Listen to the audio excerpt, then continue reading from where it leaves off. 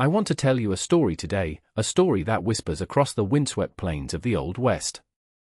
It is a tale of a man whose heart was as hard and unforgiving as the land he worked, a gunslinger named Elias Thorne, who thought all he needed was a practical wife to share the burdens of a lonely existence.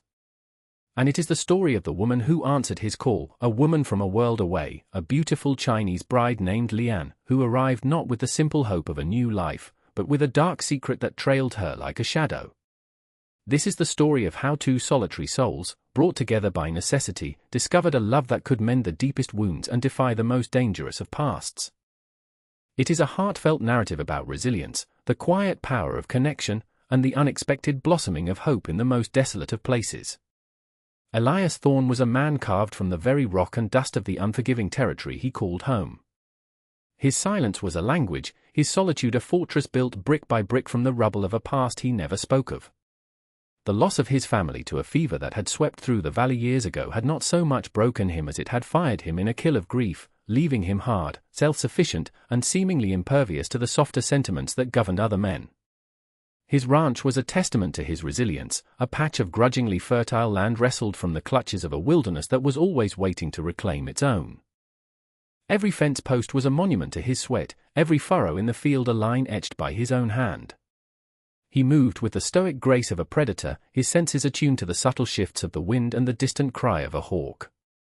Yet, for all his strength, a profound loneliness echoed in the vast emptiness of his cabin, a hollowness that the changing seasons could not fill. It was this practical, gnawing need that led him to place the advertisement. He didn't seek love, a concept he had long since buried with his wife and child. He sought a partner, a pair of hands to help work the land, a presence to fill the deafening silence. The reply, when it came, was unexpected. A letter, penned in elegant, unfamiliar script, from a woman named Lian in a city he could barely imagine. A Chinese woman. The townspeople had already begun their whispers when he'd made his arrangements, their suspicion a palpable thing. But Elias was a man who had long ago stopped caring for the opinions of others. He needed help. She needed a new life. It was a simple, brutal transaction, or so he believed. He prepared for her arrival with the same detached efficiency he applied to mending a fence or breaking a horse, his heart a locked and bolted door, unaware that the woman who was about to step off that train held a key he never knew existed. The land around him was a reflection of his soul, vast, harsh, and waiting for a touch of grace to bring it back to life. He watched the horizon, the sun bleeding across the plains, his face a mask of stone, a solitary figure braced against the coming change.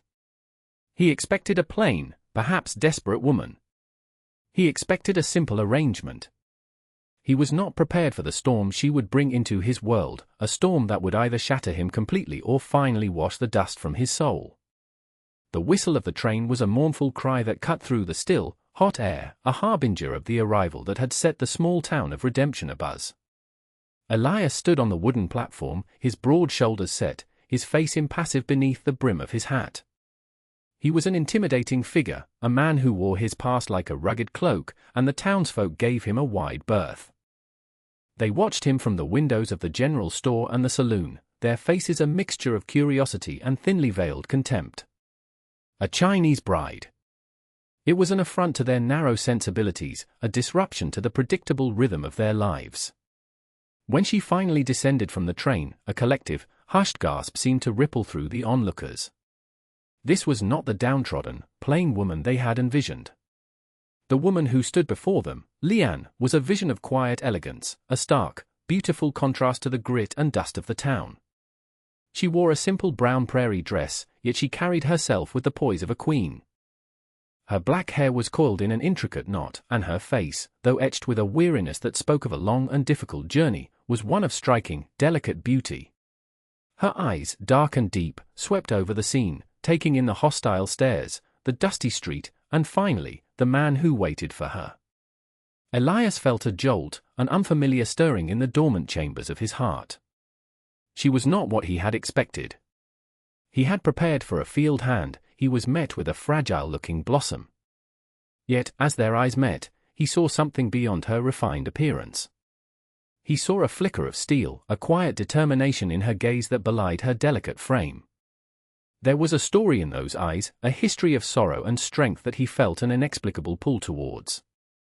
He gave a curt nod, his voice rough from disuse. "I am Elias Thorne." She inclined her head, her own voice a soft, melodic sound that seemed utterly foreign in this harsh land. "I am Leanne." The townspeople continued to stare, their whispers like the rustling of dry leaves. Elias ignored them. He took her single, small trunk, his hand brushing hers for a fleeting moment, a spark of unexpected warmth passing between them. He saw the townsfolk for what they were, a Greek chorus of judgment, their faces pinched with suspicion. In their eyes, Leanne was an oddity, an unwelcome intrusion. But for Elias, as he led her toward his wagon, she was a profound mystery, a closed book written in a language he did not understand but felt a sudden, desperate urge to learn. The silence between them on the ride to the ranch was thick with unspoken questions, a fragile tension that hung in the air like the heat of the midday sun. The first days were a study in silent observation, a delicate dance of two strangers bound by a contract but separated by a chasm of culture and experience. The cabin, which had always felt like a simple extension of Elias's own solitary existence, suddenly seemed small and crude through Leanne's eyes. He watched her as she moved through the space, her grace a silent rebuke to its rough-hewn functionality. She did not complain. She did not speak much at all. Instead, she communicated through action. She unpacked her few belongings, a set of lacquered chopsticks, a silk shawl embroidered with cherry blossoms, a small, worn wooden flute, and arranged them with a reverence that transformed a corner of the dusty cabin into a small sanctuary of beauty. Elias, a man accustomed to the language of survival, found himself disarmed by these small acts of refinement.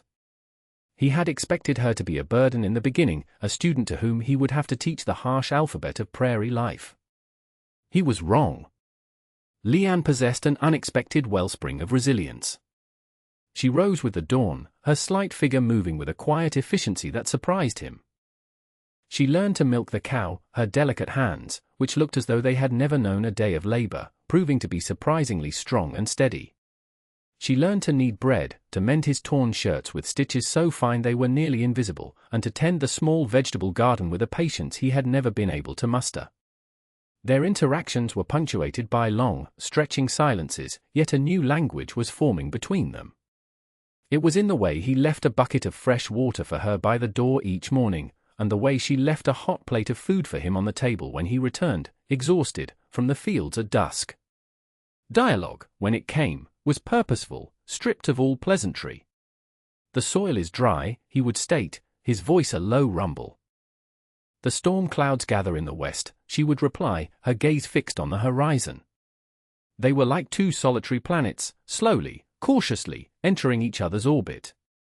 He found himself watching her hands, mending a seam, tending a seedling, gripping the handle of an axe as she learned to chop kindling. In those hands, he saw not just labor, but a story of survival, a testament to a strength that ran far deeper than her graceful exterior suggested.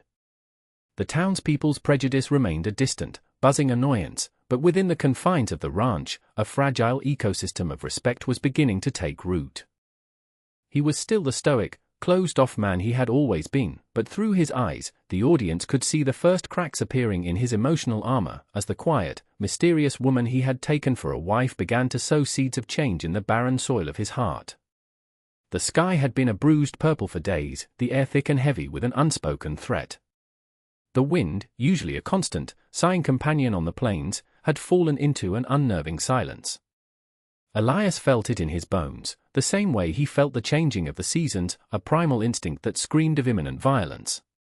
A storm was coming, a monster of wind and rain that would test the limits of their small, fortified world. "We need to secure the barn," he said, his voice tight with urgency. Leanne simply nodded, her eyes already scanning the churning, dark clouds that were massing on the western horizon.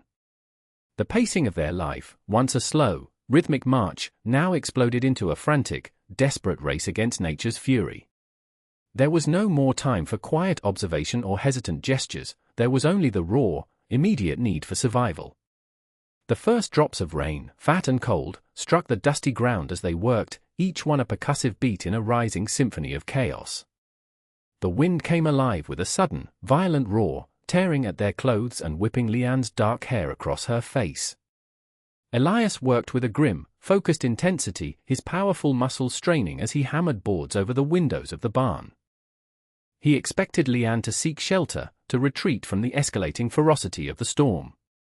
But she was right there beside him, her small frame braced against the gale, handing him nails, holding the lantern steady as the sky grew unnaturally dark. She moved with a fearless determination that stunned him. The wind howled like a vengeful spirit, and the rain began to fall in blinding, horizontal sheets. A loose shutter on the cabin began to bang violently against the wall, threatening to tear free. "The house!" Elias yelled over the din. They ran, heads bowed against the onslaught. Inside, the cabin felt like a ship tossed on a raging sea. The wind moaned through the cracks in the walls, and the roof groaned under the weight of the torrential downpour. A window on the far side of the room shattered, and a blast of wind and rain exploded into the cabin. Working as a single, synchronized unit, they fought back. He wrestled a heavy table into the path of the wind, while she stuffed drenched rags into the broken frame. In the flickering lamplight, their faces were grim masks of concentration. Close-ups would show their hands, his large and calloused, hers small and nimble, working together to barricade the door.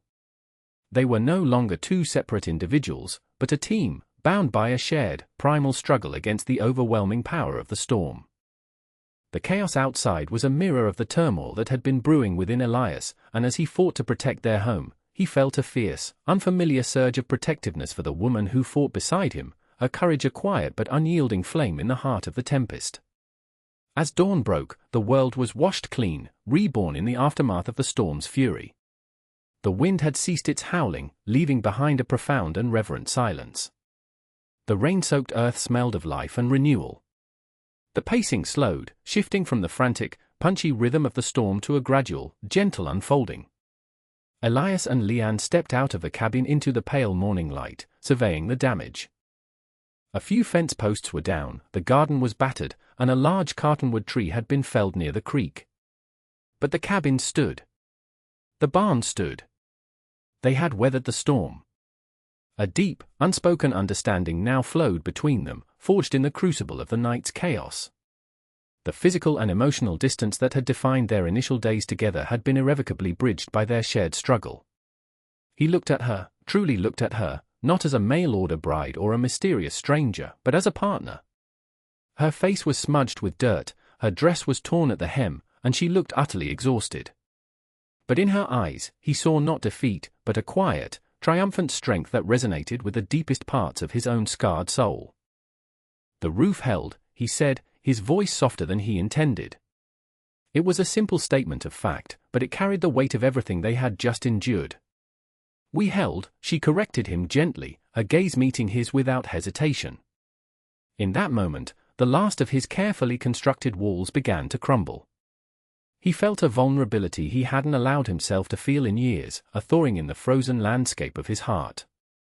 As they began the work of clearing the debris, a new, comfortable rhythm established itself. Their movements were no longer hesitant, but flowed with an easy, practiced synchronicity. Later that day, as Leanne was sweeping the last of the broken glass from the cabin floor, her small wooden flute rolled out from under her cot. She picked it up, her fingers tracing the worn wood with a sad, tender expression. "My mother gave this to me," she said, her voice barely a whisper. "She said it would keep me safe on my journey." It was the most she had ever offered about her past, a small, precious key to a locked door. A flicker of pain crossed her face, so fleeting he might have missed it, but it was there, a shadow of a memory she was not yet ready to share. He saw it, and a cold dread, a premonition of a different kind of storm, coiled in his gut. The danger she was in was not just from the harshness of this new land, but from something she had left behind. That night, as she played a soft, haunting melody on the flute, a tune that spoke of sorrow and longing and a sliver of hope, Elias knew with a certainty that shook him to his core that his life was no longer just his own. He had invited this woman into his home for practical reasons, but now, he would move heaven and earth to protect her? The land, nourished by the storm, was ready for new growth, and so, it seemed, was his heart. The threat from her past was a distant rumble of thunder, but for the first time, Elias Thorne was not alone in facing the storm. The shared trial of the storm had irrevocably altered the quiet, carefully measured space between them. The silence that followed was no longer born of caution and unfamiliarity, but of a deep and burgeoning comfort. It was the silence of two people who could read the language of each other's presence. Elias found himself studying Leanne not with the detached curiosity of a stranger, but with a growing, tender fascination. He watched the way her brow furrowed in concentration as she stitched a patch onto his worn denim jacket, her movements precise and graceful. He noticed the small, almost imperceptible smile that touched her lips when she saw the first green shoots pushing their way through the dark soil of her garden. These were small, quiet moments, yet for a man who had lived in a world of stark, monochrome survival, they were bursts of vibrant, unexpected color. He began bringing her things from his trips into the wilderness, a cluster of wild daisies, a uniquely shaped river stone, the striking blue feather of a jay. He would leave them on the small table by her corner of the cabin without a word, these clumsy, silent offerings of a heart that was slowly, painfully, learning to speak again. She would acknowledge them with a soft glance and a quiet inclination of her head, a gesture that conveyed more gratitude than 1,000 flowery words ever could. One evening, he returned from a long day of mending the fences on the far pasture to find the cabin filled with the warm, sweet scent of baking. On the table sat a small, perfectly formed mooncake. "It is from my home," she said softly, her voice carrying a note of nostalgia. For the Mid-Autumn Festival, he did not know the festival, but he understood the offering. It was a piece of her past, a piece of herself, that she was willing to share. As they ate in the warm glow of the lantern, a tentative conversation began to unfold. He asked her about the rice paddies she had described in her letters, and she spoke of the vibrant green that stretched to the horizon, a world away from the dusty browns and golds of the plains.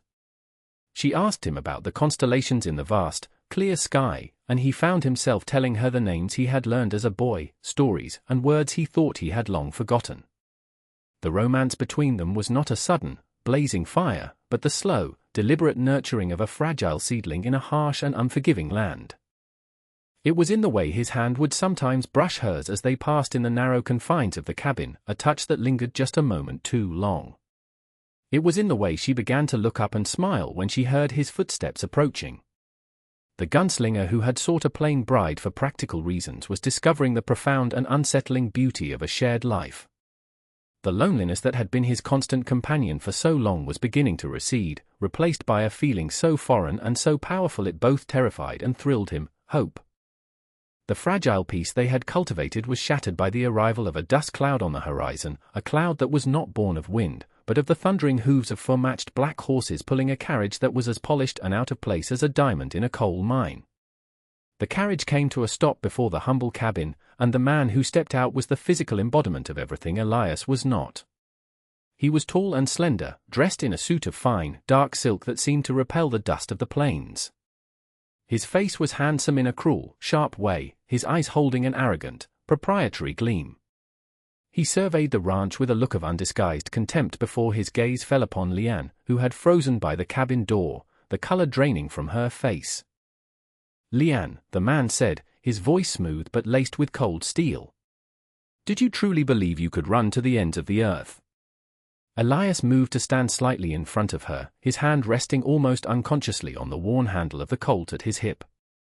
His body was a solid, unmoving wall between her and this unwelcome specter from her past. The antagonist had a name, Wei, and his presence filled the air with a suffocating tension. "I see you have found a local brute to protect you," Wei sneered, his eyes flicking over Elias with disdain. "A farmer."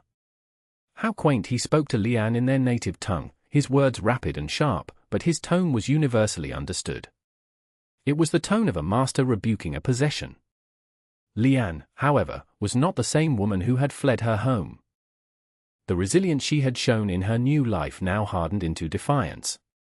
She answered him in English, her voice clear and steady, for Elias to understand. "I am not yours to command, Wei. I am my own woman." Wei's mask of civility cracked, revealing the possessive fury beneath. "Your father promised you to me. The contract was signed. You are mine. This foolish peasant life is over." "You will return with me." The townspeople, ever the Greek chorus, had begun to gather at a distance, drawn by the spectacle of the fine carriage and the palpable aura of conflict. Their whispers started anew, their suspicions now given a new, dramatic focus. This was the dark secret she carried. She was not a widow or a poor girl seeking a better life, she was a runaway, a piece of property that had been reclaimed. The lawman, Sheriff Brody, a weary man who had always regarded Elias with grudging respect, watched from the edge of the small crowd, his face a mask of worried neutrality. Elias's world, which had just begun to open up, to feel the warmth of a new sun, was now cast in a deep and dangerous shadow. He looked at Wei, a man who saw people as objects to be owned, and he looked at Liane, the woman who had brought his dormant heart back to life. There was no choice. There was only a cold, hard certainty. This man would not take her. The confrontation was not one of grand, sweeping pronouncements, but of the cold, hard weight of intention. Wei, accustomed to a world where money and influence bent reality to his will, could not comprehend the silent, unyielding wall that was Elias Thorne. "I will pay you," Wei said, turning his attention to Elias as if addressing a stable hand. He produced a thick leather pouch, the clink of coin heavy in the still air. "Name your price for the inconvenience. I will double it. She is worth a great deal more to me than she could ever be to you." Elias did not even glance at the money. His eyes, the color of a winter sky, remained fixed on Wei. His voice, when he finally spoke, was a low, dangerous rumble. "She's not for sale." The simplicity of the statement, delivered with an absolute lack of compromise, seemed to genuinely confuse Wei. He laughed, a short, humorless bark. "Do not be a fool. Everything has a price. This hovel, your pathetic piece of land. I can make your life very easy, or I can make it impossible." It was then that Liane stepped forward, her small frame radiating a strength that seemed to take both men by surprise. "I chose this life," she said, her voice ringing with conviction. "I chose this man." The declaration hung in the air, a truth so raw and powerful it silenced the whispering onlookers. It was the first time she had voiced her feelings so plainly, and for Elias, the words were a brand on his soul. He had not known, not for certain, until that very moment.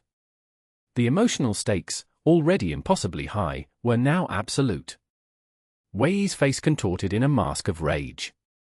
His arrogance could not tolerate defiance. "You chose this? This filth? You were meant for silks and servants, not dirt and destitution." He took a step toward her, his hand raised as if to strike her. In a blur of motion, Elias was there, his iron grip closing around Wei's wrist. The speed was shocking, a predator's swift, decisive strike. "You will not touch her," Elias snarled, the words torn from a place of primal fury. Wei's two hired men, who had been lounging by the carriage, now straightened, their hands moving to the guns at their belts. The scene snapped into a tense, deadly tableau. It was the classic Western standoff, but it felt intensely personal. The dusty yard became an arena, the prize not money or land, but the future of a woman who had dared to choose her own destiny. "This is not your concern, farmer," one of the hired guns said, his voice hard. Elias released Wei's wrist, shoving him back. "She is my wife," he stated, the words a vow and a threat. "That makes it my concern." The air crackled with the promise of violence, the fast-paced, punchy moment of conflict finally at hand. The choice was made. Blood would be spilled on this land, a land that had only just begun to feel the promise of peace. The first shot was not fired by Elias.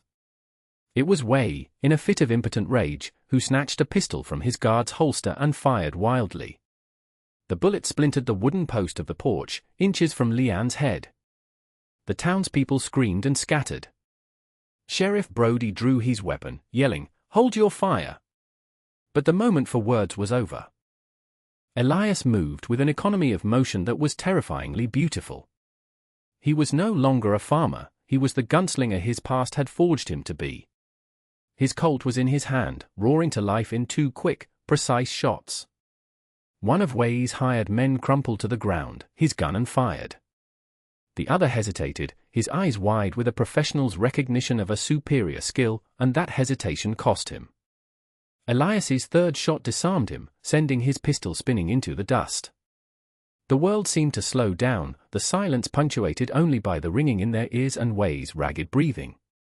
He stood there, his smoking pistol trembling in his hand, his face a mask of disbelief and fury. He was a man whose power had always been in his wealth and status. Faced with the raw, elemental violence of a man defending his home, he was nothing. He raised his pistol again, his target not Elias, but Leanne. It was a coward's final, spiteful act. But Leanne was not a passive victim. As Wei turned the gun on her, she threw the heavy wooden bucket of water she had been carrying, a desperate, instinctive act of self-preservation. The bucket struck Wei's arm, throwing off his aim just as he fired. The shot went wide, and in that same instant, Sheriff Brody's gun finally barked, the bullet finding its mark. Wei fell to his knees, clutching his shoulder, his face a portrait of shock and pain.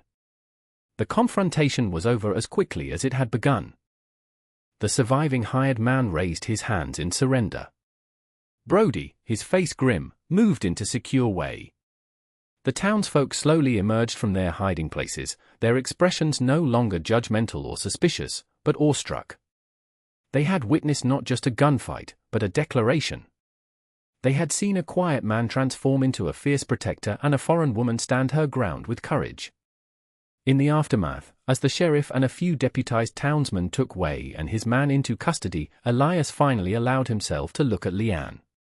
He had a shallow graze on his forearm, a thin line of red he hadn't even felt. Leanne rushed to him, her eyes wide with fear and relief. She tore a strip from her apron, her hands trembling as she gently wrapped the wound. In that quiet, intimate act, the world fell away. The noise of the crowd, the sight of her defeated tormentor being led away, it all faded into the background. All that existed was her touch, her face so close to his, her breath warm on his skin. He reached up, his calloused hand gently cupping her jaw, his thumb stroking her cheek.